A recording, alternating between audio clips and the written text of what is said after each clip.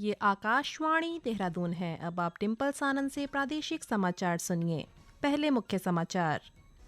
प्रदेश में आज 3 अलग अलग सड़क दुर्घटनाओं में 19 लोगों की मौत हो गई है, जबकि 5 अन्य घायल हुए हैं। भारत निर्वाचन आयोग ने आगामी 10 मार्च को होने वाली मतगणना को लेकर वर्चुअल बैठक के माध्यम से जिला निर्वाचन अधिकारियों को जरूरी निर्देश दिए।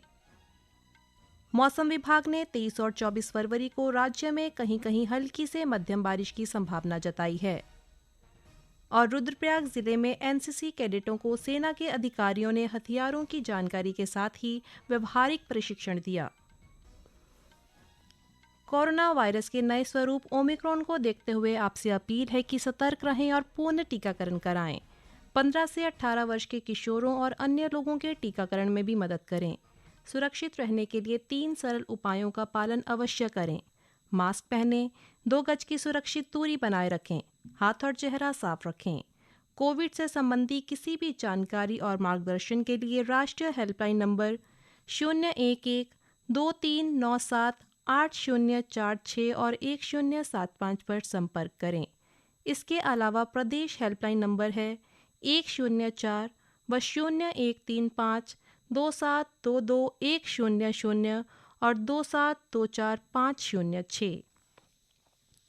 स्वाधीनता के 75वें वर्ष के उपलक्ष्य में आज़ादी का अमृत महोत्सव के अंतर्गत आकाशवाणी समाचार देहरादून ने स्वाधीनता संग्राम और उसके गौरवशाली इतिहास पर विशेष प्रश्नोत्तरी कार्यक्रम शुरू किया है। इसे प्रत्येक बुधवार और बृहस्पतिवार को शाम 6:30 बजे क्षेत्रीय समाचार में शामिल किया जा रहा है।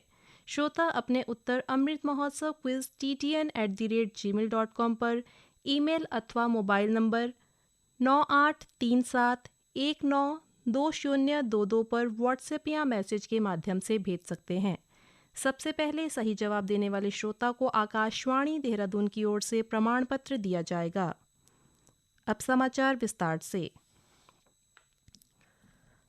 आज प्रदेश में हुई 3 अलग अलग दुर्घटनाओं में 19 लोगों की मौत हो गई है, जबकि 5 लोग घायल हैं। पहली घटना चंपावत जिले से है, जहां टनकपुर चंपावत हाईवे से लगी सूखीडांग डांडा मीनार सड़क पर शादी समारोह से वापस लौट रही एक मैक्स गहरी खाई में गिरने से 5 महिलाओं सहित 14 लोगों की मौत हो गई और 2 लोग घायल हो गए। कुमाऊं के डीआईजी नीलेश आनंद भरने ने बताया कि सभी वाहन सवार डांडा गांव से टनकपुर पंचमुखी धर्मशाला बारात में शामिल होकर लौट रहे थे। इसी बीच मैक्स बुड़म के समीप डेका डूंगा में अनियंत्रित होकर 500 मीटर गहरी खाई में गिर गई। घायलों को जिला अस्पताल में भर्ती कराया गया है। हादसे की खबर सुनते ही जिलाधिकारी विनीत तोमर, पुलिस अधीक्षक देवेंद्र पिंचा सहित जिला स्तरीय अधिकारी मौके पर पहुंचे और राहत और बचाव कार्य शुरू किया। राष्ट्रपति रामनाथ कोविंद, प्रधानमंत्री नरेंद्र मोदी ने ट्वीट के माध्यम से दुर्घटना पर शोक व्यक्त किया। प्रधानमंत्री मोदी ने मृतकों के परिजनों को 2 लाख और घायलों को 50,000 रुपए की आर्थिक सहायता देने की घोषणा की है। वहीं मुख्यमंत्री पुष्कर सिंह धामी ने जिलाधिकारी से फोन पर वार्ता कर घटना की जानकारी ली और मृतकों और घायलों के प्रति संवेदना जताई। उधर पौड़ी जिले में नजीबाबाद बुआखाल राष्ट्रीय राजमार्ग पर फतेहपुर के पास एक वाहन दुर्घटनाग्रस्त होने से 3 शिक्षकों की मौत हो गई है। वहीं बद्रीनाथ राजमार्ग पर तपोवन के पास कार के खाई में गिरने से 2 लोगों की मौत हो गई है। भारत निर्वाचन आयोग ने प्रदेश में आगामी 10 मार्च को होने वाली मतगणना को लेकर वर्चुअल बैठक ली और जिला निर्वाचन अधिकारियों और रिटर्निंग अधिकारियों को जरूरी निर्देश दिए। निर्वाचन आयोग ने कहा कि 10 मार्च को होने वाली मतगणना के लिए मतगणना कार्मिकों को आवश्यक जानकारी उपलब्ध कराई गई है। आयोग ने कहा कि कार्मिकों का मतगणना दिवस से 7 दिन पूर्व प्रथम 24 घंटे पूर्व द्वितीय और मतगणना दिवस के दिन रैंडमाइजेशन कार्य किया जाएगा। आयोग ने कहा कि आरओ अपने मतगणना क्षेत्र में power choke up, high speed internet connection, तकनीकी जानकारी के साथ ही प्रत्याशियों के संबंध में सही जानकारी भरें। अधिकारी मतगणना से 1 दिन पूर्व ही सभी आवश्यक व्यवस्थाओं को सही कर लें।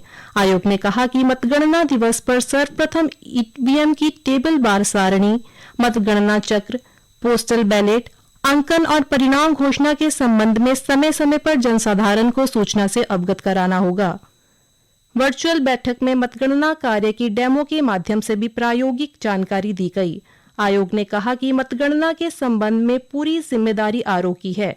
आयोग ने बताया कि पोस्टल बैलेट की गिनती ईवीएम की मतगणना से पूर्व की जानी है। तत्पश्चात ही परिणाम की घोषणा की जाएगी। राज्यपाल जनरल गुरमीत सिंह ने आज राजभवन उद्यान में कार्यरत श्रमिकों को पुरस्कृत किया। राज्यपाल ने उद्यान कर्मियों के अथक परिश्रम, लगन और कौशल की प्रशंसा की। राज्यपाल ने कहा कि राजभवन उद्यान के विकास में यहां कार्यरत उद्यान कर्मियों की महत्वपूर्ण योगदान है। ये समाचार आप आकाशवाणी देहरादून से सुन रहे हैं। मौसम विभाग के अनुसार प्रदेश के कई स्थानों पर 23 और 24 फरवरी को मौसम एक बार फिर से करवट ले सकता है।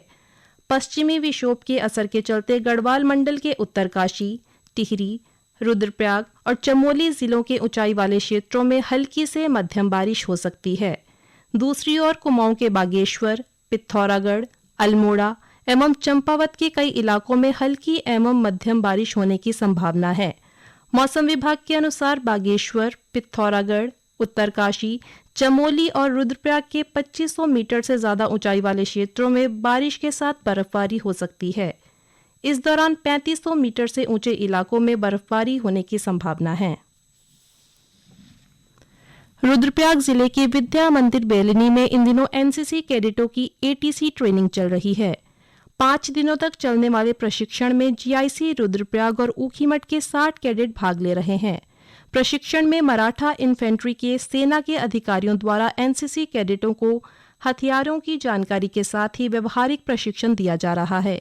सेना के अधिकारियों का कहना है कि कैडेट्स का उद्देश्य सिर्फ सेना में भर्ती होकर देश सेवा करना नहीं है, बल्कि सामाजिक जीवन में भी इन प्रशिक्षण के जरिए समाज की बेहतर सेवा करना है। उन्होंने कहा कि एनसीसी के जरिए युवा अपने भविष्य को एक बेहतर दिशा दे सकते हैं। राष्ट्रीय राजमार्ग पर अपराधों को रोकने के साथ ही घटनाओं पर तत्काल कार्रवाई के मकसद से रुद्रप्रयाग में हाईवे पेट्रोल सेवा शुरू हो गई है। बद्रीनाथ व केदारनाथ हाईवे पर 24 घंटे यह सेवा सुचारू रहेगी। पुलिस अधीक्षक आयुष अग्रवाल ने आज हरी झंडी दिखाकर हाईवे पेट्रोल के 3 वाहनों को रवाना किया। ये वाहन खांकरा से नगरासू, रुद्रप्रयाग से कुंड व तीसरा वाहन कुंड से गौरीकुंड तक संचालित होगा। पुलिस की 112 सेवा डायल करने पर तत्काल मौके पर टीम पहुंचेगी। सेवा का मकसद राजमार्ग पर यातायात को सुरक्षित व नियंत्रित बनाना है, साथ ही किसी घटना में तत्काल राहत पहुंचाना है। देहरादून जिले के स्मार्ट सिटी परियोजना लिमिटेड के मुख्य कार्यकारी अधिकारी डॉक्टर आर राजेश कुमार ने आज स्मार्ट सिटी परियोजना के कार्यों का निरीक्षण कर संबंधित अधिकारियों को आवश्यक दिशा निर्देश दिए। उन्होंने निरीक्षण के दौरान पलटन बाजार में स्मार्ट सिटी के अंतर्गत किए जाने वाले कार्यों को समयबद्धता के साथ पूरा करते हुए सड़क पर पैच वर्क कराने के निर्देश दिए। उन्होंने स्मार्ट सिटी एवं कार्यदायी संस्था के अधिकारियों को प्रतिदिन कार्यस्थल पर जाकर कार्यों का निरीक्षण और उनकी मॉनिटरिंग करने के निर्देश दिए।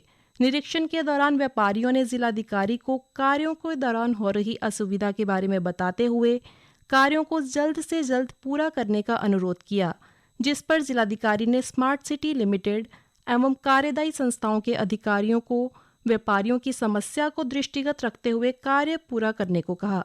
उन्होंने व्यापारियों से स्मार्ट सिटी के कार्यों के दौरान सहयोग करने की अपेक्षा की। चंपावत के सीडीओ राजेंद्र सिंह रावत ने आज विकास भवन सभागार में जिला योजना के कार्यों की समीक्षा की।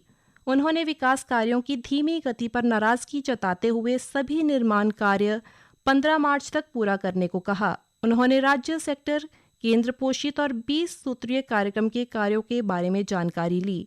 कहा कि जिस विकास कार्य में धनराशि खर्च करने में दिक्कत आ रही है, उसे फरवरी में ही खत्म कर दें। उन्होंने निर्माण कार्यों के भौतिक निरीक्षण के लिए अध्यापकों को मौके पर भेजने के निर्देश दिए।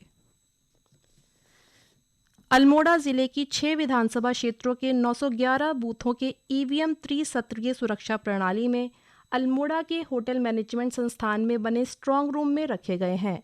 जिला निर्वाचन अधिकारी सुश्री वंदना सिंह ने बताया कि होटल मैनेजमेंट संस्थान में स्ट्रांग रूम बनाया गया है, जहां त्रिस्तरीय सुरक्षा कार्मिकों की निगरानी में ईवीएम रखे गए हैं। ईवीएम की सुरक्षा के लिए शिफ्ट वाइज कार्मिकों की ड्यूटी लगी है। स्ट्रांग रूम को 24 घंटे सीसीटीवी कैमरों की निगरानी में रखा गया है। डिप्टी डीयू द्वारा रोज निरीक्षण भी किया जा रहा है। अंत में मुख्य समाचार एक बार फिर।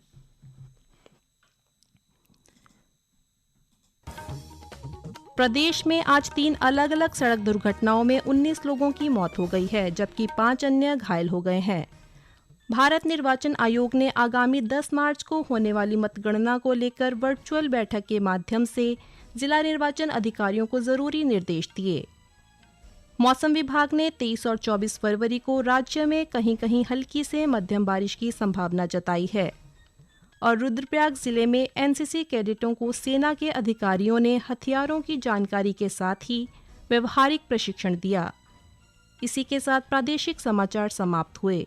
नमस्कार।